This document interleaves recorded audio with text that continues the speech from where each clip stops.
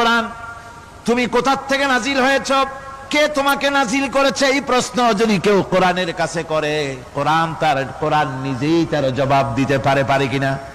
কোরআন নিজেই বলে তানজিলাম মিম্মান খালাকাল আরদা ওয়াস সামাওয়াতিল উলা।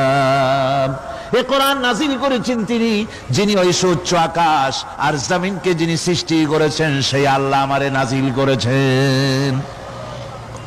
কোরআনের কাছে কেউ যদি প্রশ্ন করে, ও কোরআন, এই পৃথিবীতে নাজিল হওয়ার আগে তুমি কোথায় ছিলে, কেউ যদি প্রশ্ন করে, কোরআনে কারীম নিজে নিজের পরিচয় শোনায়, আমি কোথায় ছিলাম শোনো। বাল হুয়া কুরআনুম মাজিদুন ফি লাউহিম মাহফুজ।